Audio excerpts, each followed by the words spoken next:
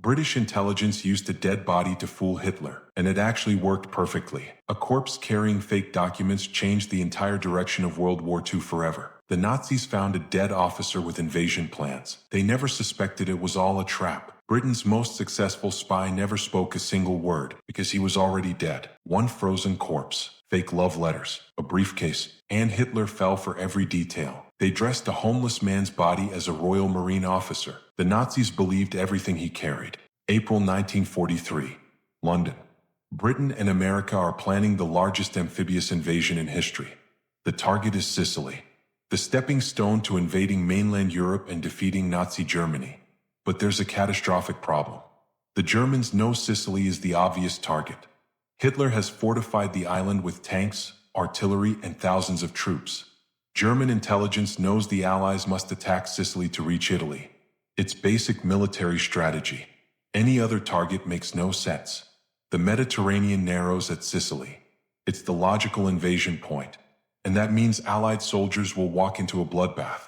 British intelligence officers sit in a basement office beneath Whitehall trying to solve an impossible puzzle. How do you invade an island when the enemy knows you're coming? How do you achieve surprise when your target is obvious? How do you convince Hitler to move his troops somewhere else? Flight Lieutenant Charles Chumley has a crazy idea. It sounds like something from a spy novel. Plant fake invasion plans on a dead body. Drop the corpse off the coast of Spain. Let the Spanish find it. Let them pass the documents to German intelligence. Make Hitler think the Allies are invading somewhere else. Convince the Germans that Sicily is a diversion and the real target is Greece. His superior officer, Lieutenant Commander Ewan Montague, stares at him like he's insane. Using a corpse as a spy? Faking an entire person's identity? Creating false documents convincing enough to fool Nazi intelligence? It's the most ridiculous plan anyone's heard. But they're desperate, and desperate times call for impossible ideas. Within weeks, British intelligence would be searching London morgues for the perfect dead body. Operation Mincemeat had just begun. The plan requires a very specific corpse. Not just any dead body will work. It needs to look like someone who drowned at sea recently.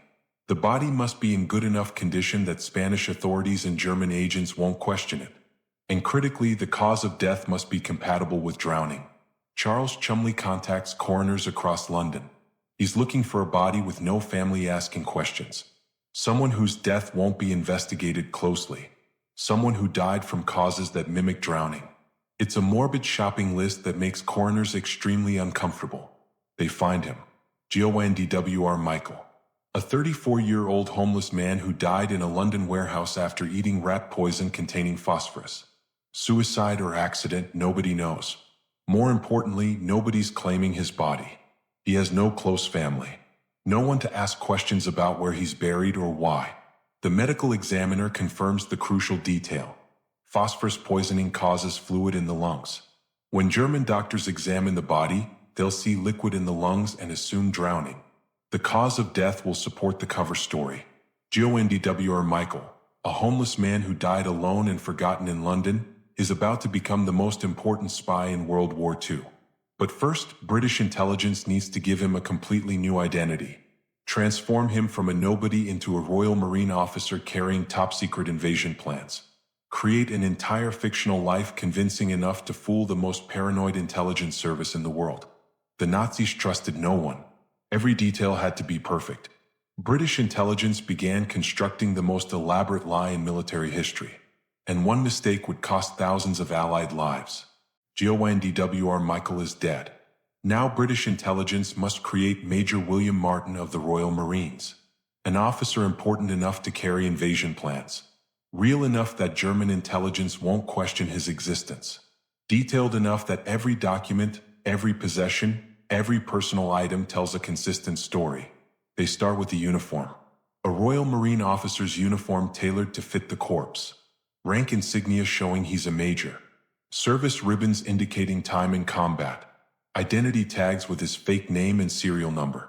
Everything has to match real Royal Marine regulations perfectly. Next comes the paperwork. A military identity card with photo. The photo is actually of a living British officer who resembles the corpse. Train ticket stubs from London to Scotland. A receipt from a London hotel. theater ticket stubs showing Major Martin enjoyed entertainment, bills from his tailor showing he owed money. Rich people's problems make the identity feel authentic. The genius is in the personal details. A letter from Major Martin's father, written by a British intelligence officer pretending to be a stern, disapproving parent. A photograph of his fiancée, actually a clerk working in British intelligence who agreed to pose. Love letters from her expressing devotion. An overdraft notice from his bank showing he spent more than he earned. They even add theater ticket stubs and cigarette butts to his pockets. Details that serve no intelligence purpose. But people are complicated. Real officers carry random items. Major Martin had to feel real. The corpse now had a complete identity. Next problem, getting him to Spain without the body decomposing too much to fool German doctors. The most critical element of Operation Mincemeat wasn't the body or the uniform. It was a single letter. A correspondence between two British generals that would fall into German hands and convince Hitler to move his troops away from Sicily. Lieutenant Commander Ewan Montague wrote the letter himself. It had to be perfect, not too obvious, not too subtle, casual enough to seem authentic, detailed enough to provide actionable intelligence. The letter would be written from Lieutenant General Archibald Nye to General Harold Alexander, commander of British forces in North Africa. The letter discussed Allied invasion plans in deliberately vague terms. It mentioned Sicily as a diversion, a cover story to hide the real target. The actual invasion, the letter suggested, would hit Greece and Sardinia. Sicily was just a feint to draw German attention away from the true objectives. Montague included personal details.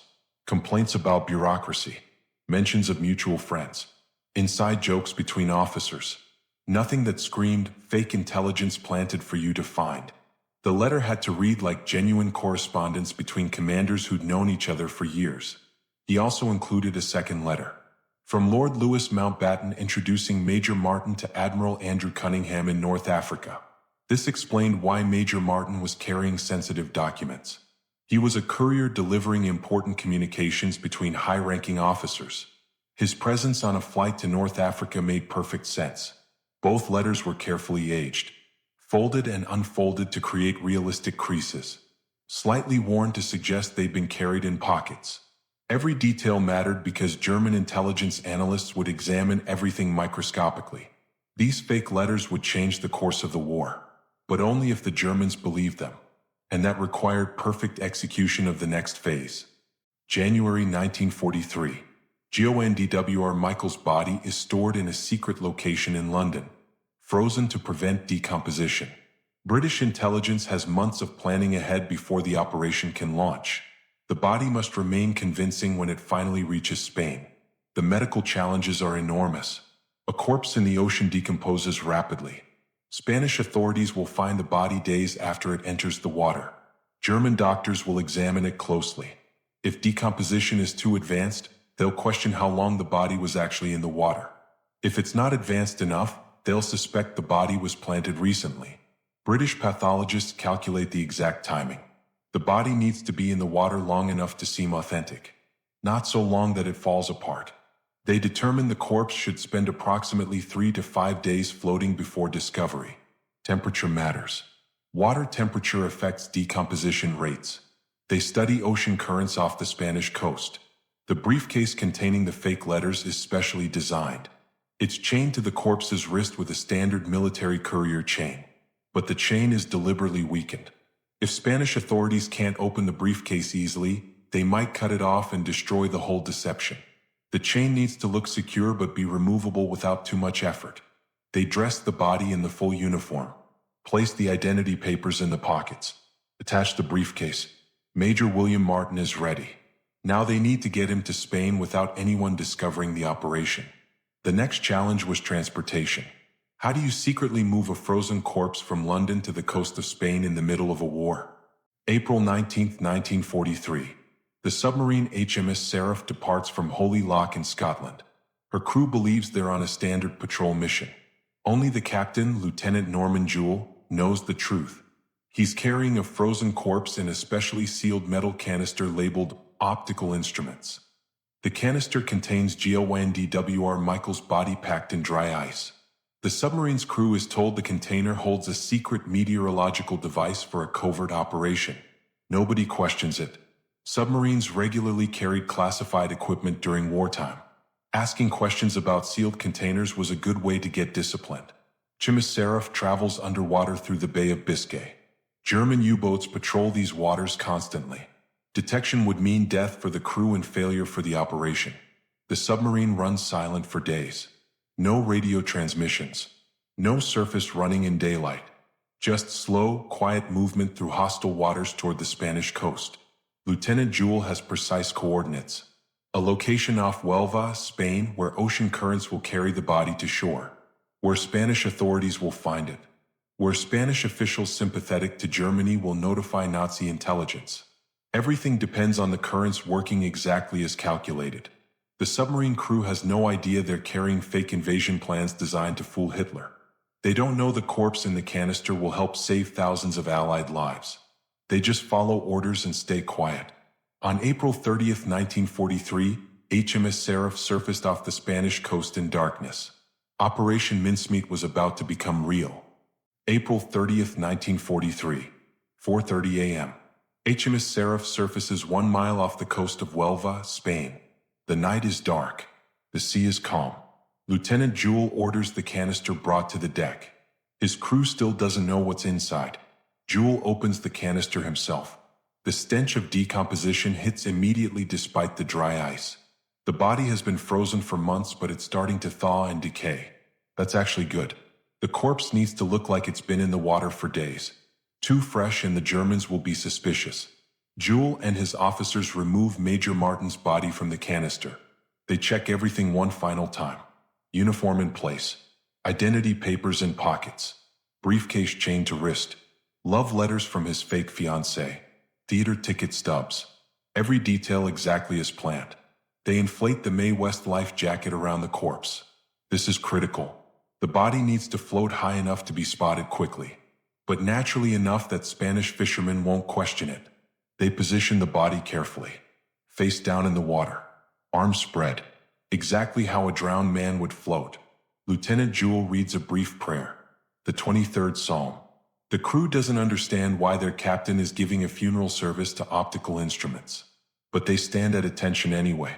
Then they slide Major William Martin into the Atlantic Ocean. The body drifts away from the submarine toward the Spanish coast.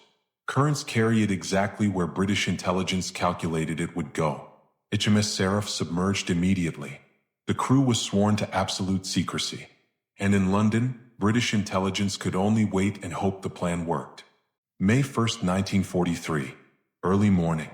José Antonio Rey Maria, a Spanish fisherman, is checking his nets off the coast of Huelva. He spots something floating in the water. At first he thinks it's debris from a ship. Then he realizes it's a body. A British military officer from the uniform. Rey Maria pulls the body to his boat. The corpse is bloated. Clearly been in the water for several days. The officer's briefcase is still chained to his wrist. Rey Maria notices the rank insignia. This is a major. Someone important. He rows quickly back to Huelva and reports to local authorities immediately. Spanish officials examine the body. They find the identity papers. Major William Martin, Royal Marines. Born 1907. Address in Cardiff, Wales. The papers all look authentic. They find the personal items. Love letters from a woman named Pam. Photographs. Bills and receipts. Theater tickets. The life of a real person spread across the evidence table. The briefcase is locked. Spanish officials can't open it easily. They could cut the chain, but that seems disrespectful to a dead officer. Instead, they notify the British naval attaché in Huelva. Protocol says British military remains should be handled by British authorities. But Spanish officials also notify someone else. German intelligence agents operating in Spain. Spain was officially neutral during World War II. But the Spanish government favored Germany. Spanish officials regularly passed intelligence to the Nazis. And this British officer's body with a locked briefcase was exactly the kind of information German agents wanted. The Germans had taken the bait. Now the question was whether they'd believe it. German intelligence agents in Huelva immediately recognized the opportunity. A dead British officer carrying classified documents. This was intelligence gold. They needed to see what was in that briefcase without the British knowing they'd examined it. Spanish officials cooperated fully. They carefully removed the briefcase from the corpse's wrist. A skilled locksmith opened it without leaving obvious damage. Inside were the letters. The correspondence between British generals discussing invasion plans. Documents that suggested Sicily was a diversion and the real targets were Greece and Sardinia. German agents photographed every document, every page, every detail. Then they carefully replaced everything exactly as they found it. The briefcase was resealed. The papers looked untouched. Spanish officials gave the briefcase and the body to British authorities, claiming everything had been handled respectfully. The British naval attaché examined the briefcase. He couldn't tell it had been opened. Everything looked undisturbed. He reported back to London that the operation might have failed. The documents might not have been discovered. British intelligence pretended to be disappointed while secretly celebrating. The Germans had fallen for it. The photographed documents went straight to Admiral Wilhelm Canaris, head of the Abwehr, German military intelligence. Canaris examined them carefully. Everything looked authentic. The paper was right. The signatures matched known British officers. The personal details in the letters felt real. This wasn't obvious propaganda. This was genuine correspondence that accidentally fell into German hands. Canaris sent the documents directly to Hitler, and Hitler believed every single word. May 1943. Hitler's war room in Berlin. The Führer studies the intercepted British documents. His military advisors surround him. Everyone agrees the documents appear authentic. The British wouldn't fake something this detailed. The personal touches in the letters prove their real correspondence. Hitler makes his decision. The Allies are planning to invade Greece and Sardinia. Sicily is obviously a diversion meant to draw German forces away from the real targets. He orders immediate troop movements, reinforcements to Greece, additional defenses for Sardinia. The Panzer Division stationed in France to prepare for deployment to Greece. Most critically, Hitler leaves Sicily lightly defended. He moves some of the troops away to other locations. The island that was heavily fortified in April is significantly weaker by June. Exactly what British and American planners needed. The impossible problem had been solved by a corpse and fake letters. German intelligence continued analyzing the documents for weeks. Every examination confirmed they were genuine. The paper matched British military stock. The typewriters matched machines used by British command. The signatures were authentic. Even the personal details checked out when German agents investigated Major William Martin's supposed background. Nobody in German intelligence questioned the story. A courier plane crashed into the ocean. The courier drowned. His body washed ashore in Spain. The Spanish found classified documents and passed them to German agents. Everything made perfect sense. It was exactly how military intelligence gathering worked during wartime. The Germans had no idea they'd been deceived by a homeless man who died eating rat poison in a London warehouse. May 2, 1943. Huelva, Spain. British officials arrange a funeral for Major William Martin. They have no choice. To maintain the deception, they must treat this body as a real British officer who died in service. Anything less would make Spanish and German observers suspicious. The funeral is held at Nuestra Señora de la Soledad Cemetery in Huelva. British Vice-Consul Francis Haselden attends wearing full military dress uniform. Spanish officials attend out of diplomatic courtesy. German intelligence agents watch from a distance taking notes on everything. Haselden gives a brief eulogy for a man he's never met. Talks about Major Martin's dedicated service to His Majesty's forces, his sacrifice for his country, his grieving fiancée back in Britain. Every word is a lie but delivered with perfect sincerity. Spanish officials are moved by the ceremony. German agents record every detail to verify the story's authenticity. The body is buried in a proper grave with full military honors. The British even install a headstone. William Martin, born March 29, 1907, died April 24, 1943, beloved son of John Glyndwr Martin and the late Antonia Martin of Cardiff, Wales. Dulce et decorum est pro patria mori. Sweet and fitting it is to die for one's country. The grave becomes real. A tourist destination after the war. People visit Major Martin's final resting place never knowing they're paying respects to Glyndwr Michael, a homeless man whose death finally gave his life meaning. In London, British intelligence waited anxiously. Had the Germans believed the documents? Or had they seen through the deception? British intelligence had one massive advantage the Germans didn't know about. Bletchley Park had broken the German Enigma code. Ultra intercepts allowed Britain to read encrypted German military communications. If Hitler believed the deception, Ultra would reveal it. The intercepts started arriving within days. German commanders discussing troop movements to Greece. Wehrmacht units being redirected to Sardinia. Panzer divisions receiving orders for potential deployment to the Balkans. Every message confirmed that Hitler had swallowed the bait completely. One intercept was particularly satisfying. A message from Hitler's high command to German forces in Sicily. It stated that Allied invasion of Sicily was likely a feint. The real attack would come in Greece. Reduce Sicily's defensive priority accordingly. British intelligence officers reading that decrypt could barely contain their excitement. Another message confirmed Admiral Canaris had presented the documents to Hitler personally. The Führer considered them absolutely genuine. No doubts, no suspicions. German intelligence had performed every verification check possible and concluded the documents were authentic British military correspondence that accidentally fell into their hands. Ewan Montague and Charles Chumley received confirmation their plan had worked. The relief was overwhelming. Months of planning. The morbid task of finding and preparing a corpse. The submarine mission. The waiting. All of it had succeeded beyond their best expectations. But they couldn't celebrate publicly. Operation Mincemeat remained classified. Nobody could know Britain had fooled Hitler with a dead homeless man. The secret had to be maintained until after the Sicily invasion. Otherwise, German intelligence might realize they'd been deceived. British and American forces prepared to invade Sicily. Thanks to Operation Mincemeat, they'd face far fewer German defenders than expected. July 10, 1943. Operation Husky begins. 160,000 Allied troops stormed the beaches of Sicily. American forces under General Patton. British and Canadian forces under General Montgomery. The largest amphibious assault in history up to that point. Everyone expects brutal resistance and heavy casualties. Instead, the landings are almost unopposed. German forces on Sicily are spread thin. Many units have been moved to Greece and Sardinia.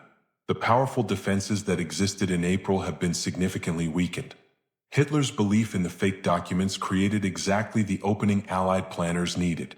Allied casualties are far lower than projections. Soldiers advance inland faster than scheduled. Supply ships unload on beaches without facing devastating artillery fire. The air superiority that British and American planes establish quickly prevents German reinforcements from arriving effectively. German commanders in Sicily realize too late they've been deceived. They send urgent messages to Berlin. The Sicily invasion isn't a diversion. This is the real attack. But by then it's too late. Allied forces have established beachheads. Reinforcements are pouring in. The strategic moment has passed. The battle for Sicily continues for weeks. German forces fight hard to slow the Allied advance. But they're outnumbered and outmaneuvered. By August 17th, all of Sicily is under Allied control. The gateway to mainland Italy is open. And Operation Mincemeat deserves significant credit for the success. Military historians estimate Operation Mincemeat saved thousands of Allied lives.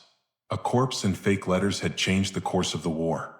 After Sicily fell, German intelligence began investigating what went wrong. How had the Allies achieved such complete surprise? Why were their defenses so badly positioned? Someone in Berlin started asking uncomfortable questions about those documents found on Major Martin's body. But by then it was too late.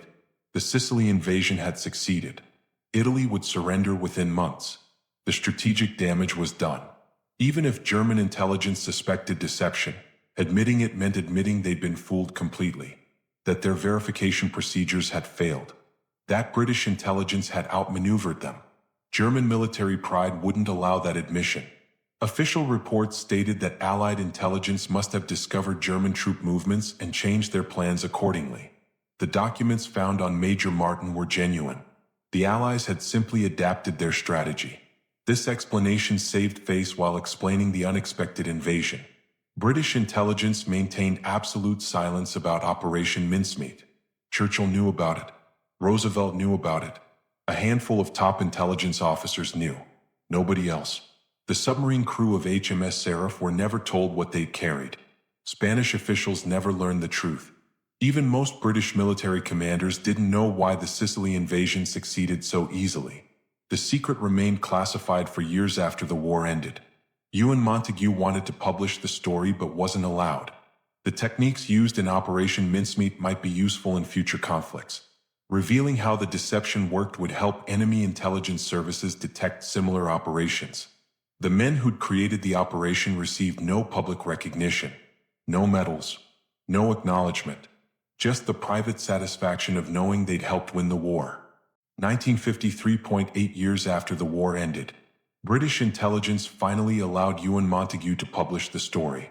His book, The Man Who Never Was, became an international bestseller.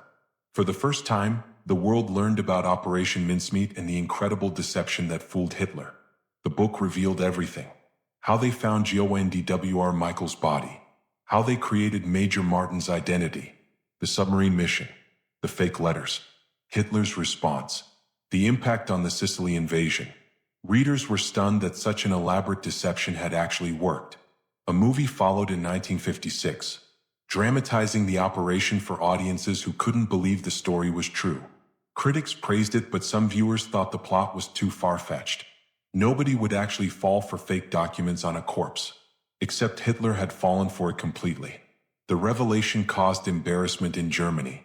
Former Abwehr officers tried to explain how British intelligence had fooled them. They claimed the documents were expertly forged, that the deception was nearly impossible to detect, that any intelligence service would have been deceived. The excuses didn't help. Germany's intelligence failure during World War II became even more obvious. Spain's role became controversial. Spanish officials had claimed neutrality during the war. But Operation Mincemeat proved Spanish authorities actively helped Nazi intelligence. They'd opened the briefcase, photographed documents, passed intelligence to Germany. Spain's neutral status had been a fiction benefiting the Axis powers. The man who never was had finally gotten his story told. But one question remained unanswered. Who was the corpse really? For decades after the war, the true identity of Major Martin remained classified. Ewan Montagu's book called him simply The Man Who Never Was. British intelligence refused to reveal whose body they'd actually used. The family deserved privacy.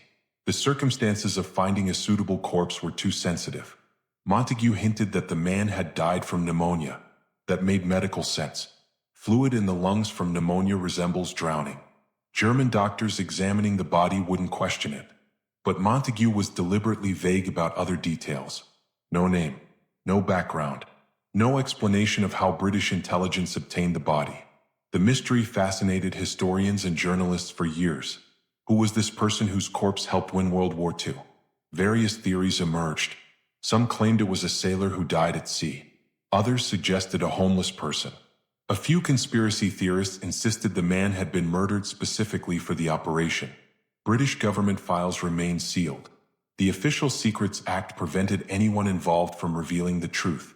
Montagu took the secret to his grave in 1985. Other Operation Mincemeat planners died without confirming the corpse's identity. It seemed the truth would remain hidden forever. Then in the late 1990s, researchers gained access to previously classified documents. Medical records, coroner reports, intelligence files from 1943. Slowly, painfully, they pieced together the real story. And the truth was both sadder and more complicated than anyone expected. The corpse had a name, Glyndwr Michael.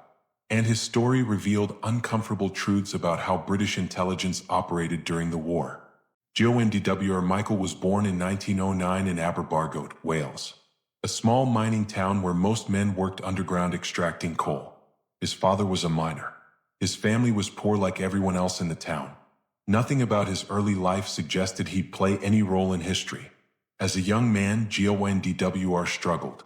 He had mental health issues that weren't properly treated. Depression was called melancholia then.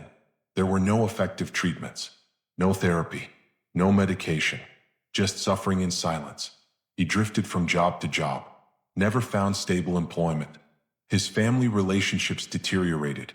By the 1930s, Glyndwr was homeless in London, living in warehouses and abandoned buildings, eating whatever he could find or steal. The Depression had destroyed countless lives. Glyndwr was just one more casualty of economic collapse. Nobody noticed him. Nobody helped him. He was invisible. January 1943.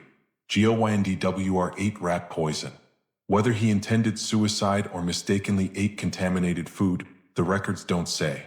The poison contained phosphorus. It destroyed his liver and filled his lungs with fluid. He died slowly and painfully in a London warehouse. Alone. Forgotten.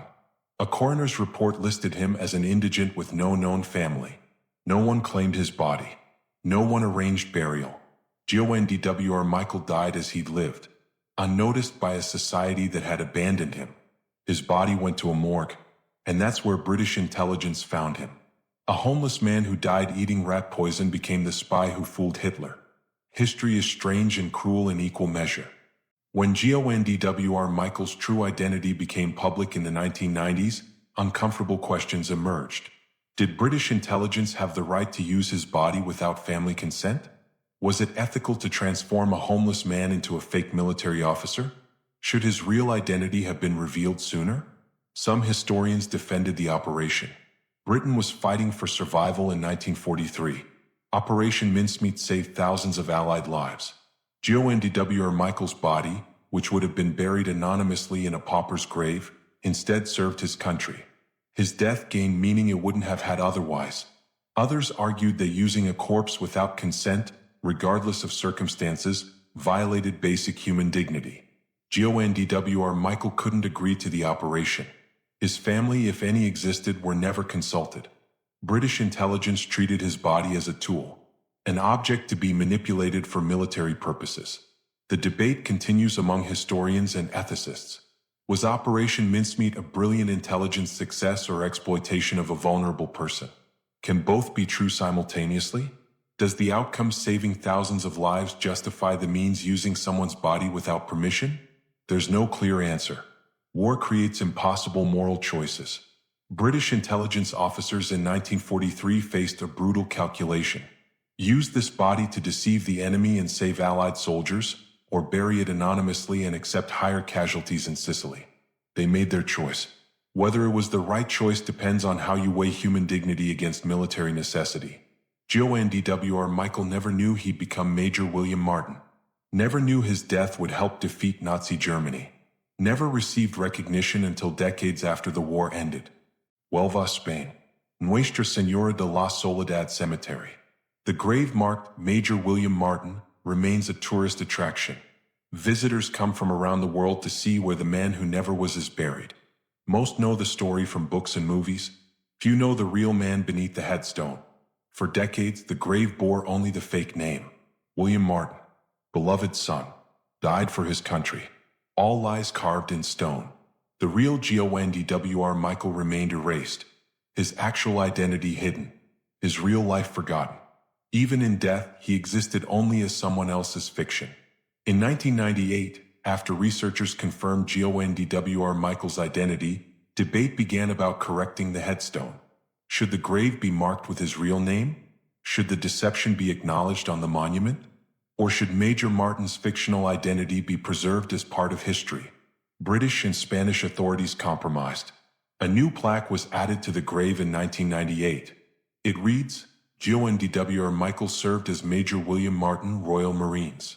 Finally, 55 years after his death, his real name appears on his grave. The homeless man who died eating rat poison is acknowledged alongside the fiction he became. The grave now tells both stories. The elaborate lie that fooled Hitler, and the tragic truth of a forgotten man whose corpse gained more fame than his life ever knew. Tourists photograph the grave, post pictures online, share the remarkable story of Operation Mincemeat. Most never think about the man who didn't choose to be a hero. Operation Mincemeat proved that elaborate deception operations could work against even the most paranoid intelligence services. The success inspired similar operations during and after World War II. British intelligence used variations of the technique multiple times. Fake documents, false identities, planted information designed to mislead enemies. The operation established principles still taught in intelligence agencies today. Make deceptions detailed and personal. Don't just create fake military plans. Create fake people with complete backgrounds. Include irrelevant details that make the lie feel real. Theater tickets, love letters, overdue bills. Human complexity sells deception better than perfect military documents. Operation Mincemeat also demonstrated the value of understanding your enemy's psychology. British intelligence knew German officers respected formal military correspondence. They knew Germans would verify documents thoroughly but wouldn't question information that fit their existing beliefs. Hitler wanted to believe the Allies would invade Greece. The fake documents confirmed what he already suspected. Modern intelligence services study Operation Mincemeat as a masterclass in deception. The operation succeeded because every detail supported the lie. Because British intelligence understood their audience. Because they made Major Martin real enough to be believable and flawed enough to be human. The operation's success came at a cost. Glyndwr Michael's dignity. The uncomfortable truth that British intelligence used a homeless man's corpse as a tool. The ethical questions that remain unanswered. But the operation also saved thousands of lives and helped defeat Nazi Germany. History remembers Operation Mincemeat as brilliant espionage. It was also exploitation, tragedy, and moral compromise.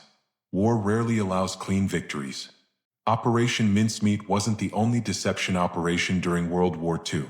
British intelligence ran dozens of elaborate schemes to mislead the Germans. But Mincemeat became the most famous because it worked so perfectly and its methods were so bizarre. Operation Fortitude was larger and more complex. It convinced Hitler that D-Day would land at Calais instead of Normandy. British intelligence created an entire fake army. Inflatable tanks, dummy aircraft, false radio transmissions. General Patton supposedly commanded this phantom force. German reconnaissance photographed the fake equipment and believed it was real. Operation Bodyguard was the overall deception plan for the Normandy invasion. Multiple fake operations convinced Germans that invasions would hit Norway, southern France, and the Balkans. Hitler spread his forces across Europe defending against attacks that never came. When D-Day finally happened at Normandy, German reinforcements were in the wrong locations. But none of these operations captured public imagination like Operation Mincemeat. Perhaps because the concept was so outrageous. A corpse as a spy. Fake love letters fooling Hitler. The human element made it memorable. People remember stories about individuals more than stories about inflatable tanks. Operation Mincemeat also succeeded completely. The Sicily invasion achieved total surprise. Allied casualties were far lower than projected. The strategic impact was undeniable. Other deception operations had mixed results or partial success. Mincemeat delivered exactly what British intelligence hoped for. The operation proved that sometimes the most ridiculous ideas work better than conventional plans. Sometimes you need to think like a spy novelist to defeat real enemies. Ewan Montagu continued working in British intelligence after the war. He became a judge advocate, helped prosecute war criminals at Nuremberg, served in various legal positions within the military justice system. But Operation Mincemeat remained his greatest achievement and his obsession.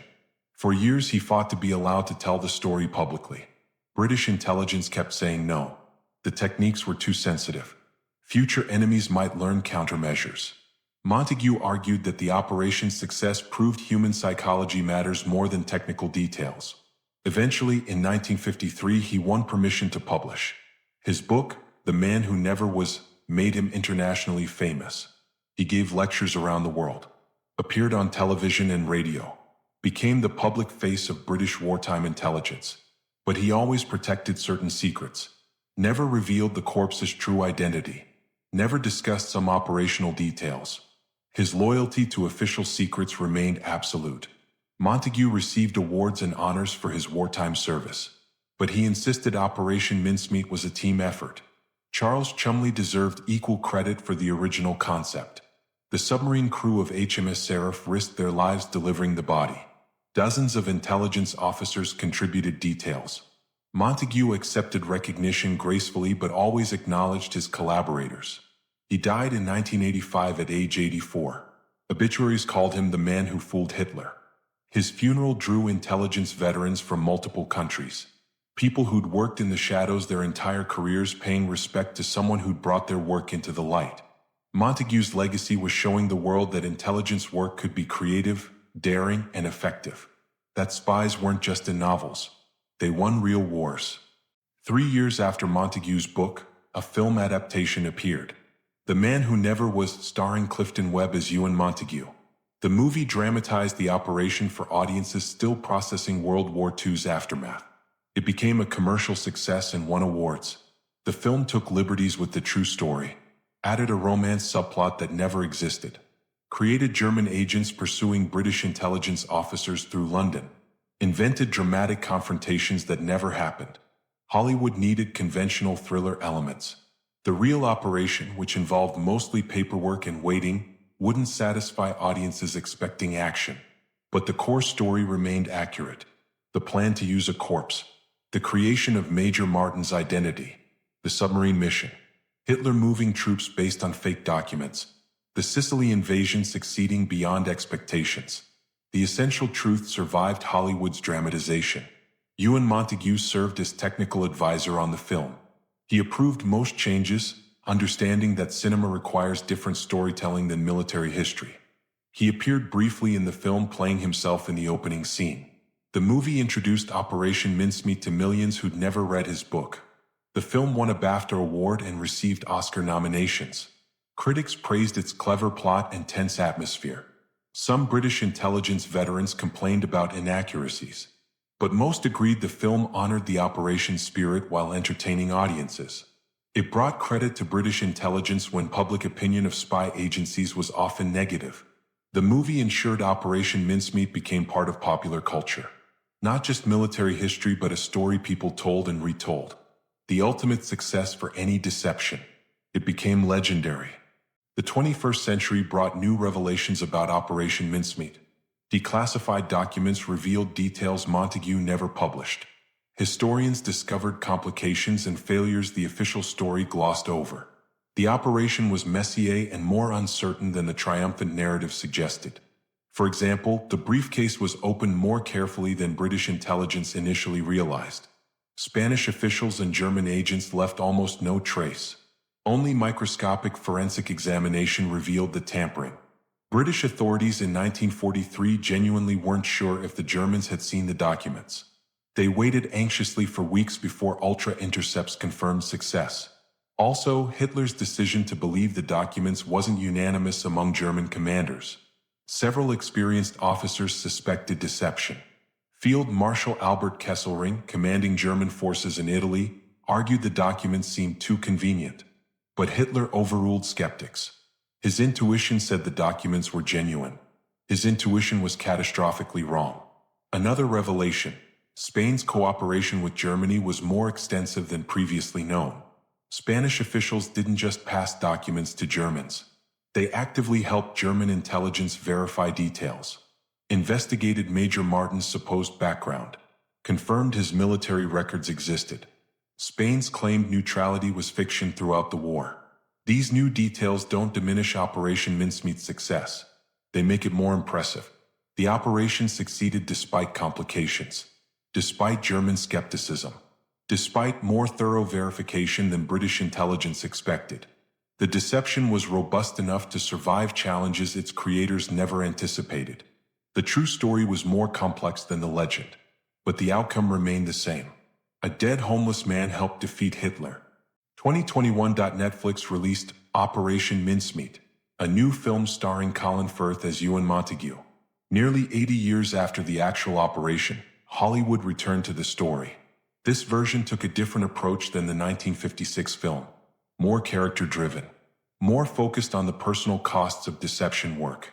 The new film emphasized the ethical dilemmas, the discomfort of using a corpse, the relationships between intelligence officers working under enormous pressure, the personal sacrifices required for wartime service. It portrayed Operation Mincemeat as morally complicated rather than a simple triumph. Critics praised the film's nuanced approach. It didn't glorify the operation or ignore uncomfortable questions. It showed British intelligence officers as human beings making difficult choices under impossible circumstances. The film acknowledged Glyndwr Michael by name, something the 1956 version couldn't do because his identity was still classified. The 2021 film introduced Operation Mincemeat to a new generation. Viewers who'd never heard the story learned about the corpse that fooled Hitler. Social media exploded with discussions. This can't be real. No way Hitler fell for this. The actual history is crazier than any spy movie. The algorithm loved the engagement. The film's release coincided with renewed interest in World War II history. Younger audiences discovering these stories through streaming platforms. Operation Mincemeat fit perfectly into this trend. True story. Unbelievable premise. Historical impact. Everything modern audiences want. Nearly 80 years later, Operation Mincemeat remains relevant. Because great stories never die. They just find new audiences. Operation Mincemeat represented a turning point in modern intelligence work. Before World War II, espionage focused primarily on human agents gathering information. Spies infiltrating enemy organizations. Stealing documents. Traditional cloak and dagger work. Mincemeat proved that deception operations could be just as valuable as intelligence gathering. British intelligence created entire organizations dedicated to deception during the war. The London Controlling Section coordinated all strategic deception operations. The 20 Committee ran double agents who fed false information to Germany. These organizations operated on industrial scale. Hundreds of people creating and maintaining elaborate lies. The success of these deception operations changed how militaries thought about intelligence. It wasn't enough to know what the enemy was doing. You had to control what the enemy thought you were doing. Information warfare became as important as physical warfare. Whoever controlled the narrative controlled the battlefield. After World War II, every major intelligence agency adopted deception as standard practice. The CIA, KGB, Mossad, MI6, all created departments specializing in disinformation and psychological operations. They studied British wartime deceptions, analyzed what worked and why, built on those successes. Operation Mincemeat's techniques influenced Cold War intelligence operations.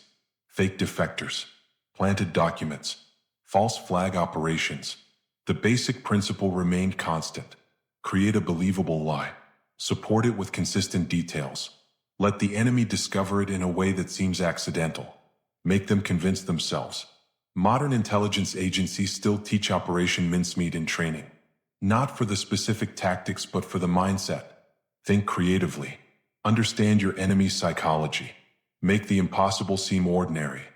What if Operation Mincemeat had failed?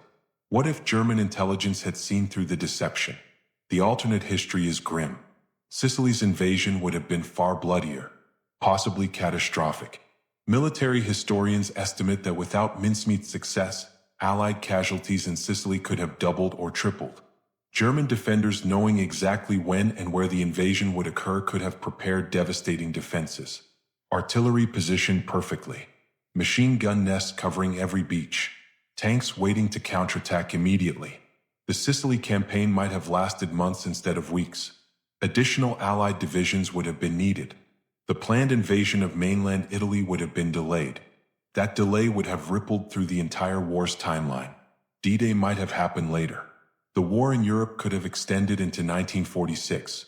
More German forces defending Sicily meant fewer German forces on other fronts. The Eastern Front might have stabilized differently. The Battle of Kursk might have had different outcomes. Every major operation in 1943 was interconnected. Changing one changed everything. And the human cost would have been staggering. Every month the war continued meant thousands more deaths. Military and civilian. Allied and Axis. The Holocaust continued as long as Germany fought. Every delay meant more people dying in concentration camps. Operation Mincemeat's success possibly saved tens of thousands of lives. Maybe more. The counterfactual makes clear how important the operation was. Not just clever espionage, but genuinely war-changing. A corpse and fake letters shortened World War II.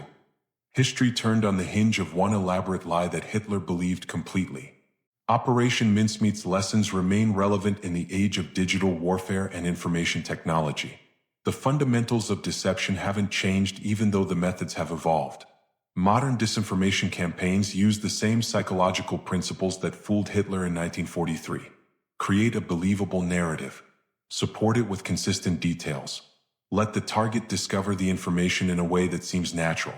Make them think they're uncovering secrets rather than being fed lies. These principles work whether you're dropping a corpse off the Spanish coast or spreading disinformation on social media.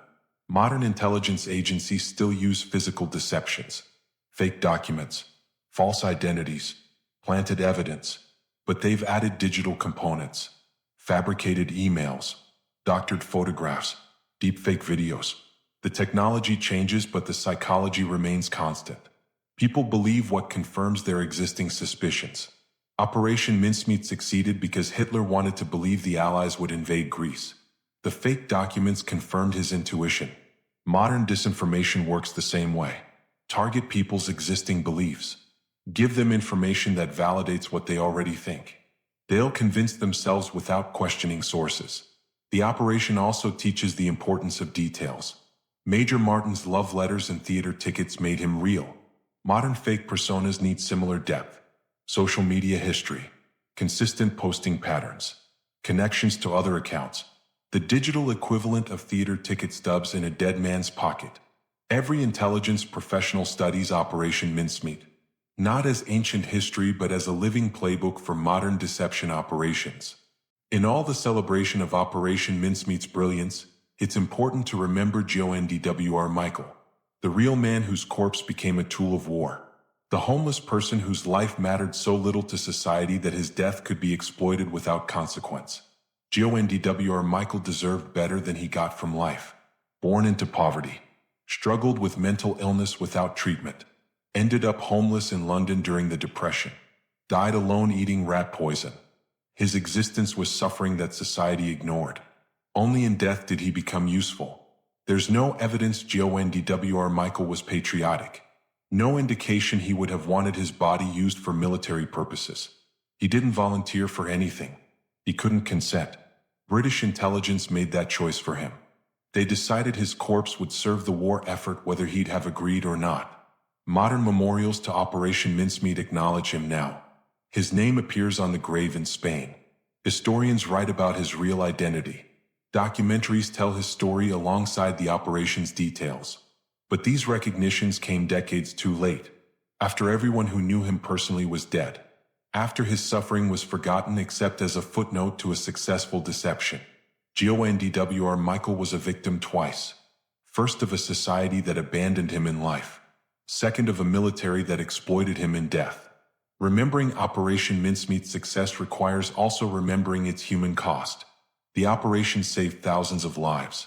It also used a person who never had the dignity of choice. Both truths coexist uncomfortably. Operation Mincemeat was brilliant espionage that changed history. It was also exploitation of a vulnerable person who couldn't consent. Both statements are completely true. And that's the uncomfortable reality of intelligence work during wartime. The people who planned Operation Mincemeat weren't monsters. Ewan Montague and Charles Chumley were dedicated officers trying to save Allied lives. They faced an impossible problem. Germany knew Sicily was the obvious invasion target. Without deception, thousands of soldiers would die on those beaches. The deception worked. Casualties were reduced. The invasion succeeded. But they achieved this by using Glyndwr Michael's corpse without permission, by erasing his identity and replacing it with a fiction, by treating a human being as raw material for an intelligence operation. The fact that it worked doesn't make it entirely right. The fact that it saved lives doesn't eliminate the ethical problems. This is the reality of war. Impossible choices. Competing moral demands. Sometimes there are no good options, only less terrible ones. Operation Mincemeat represents military intelligence at its most creative and effective. It also represents the moral compromises that war demands. History celebrates the operation's success. Rightfully so. It was a remarkable achievement.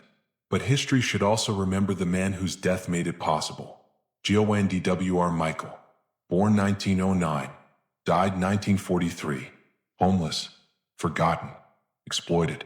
And ultimately, despite everything, consequential. His corpse helped defeat Nazi Germany. That's not the recognition anyone wants. But it's the recognition Glyndwr Michael received. The man who never had been someone once. Someone who deserved better than history gave him. Operation Mincemeat succeeded perfectly. At a human cost we should never forget even while celebrating the victory it helped achieve.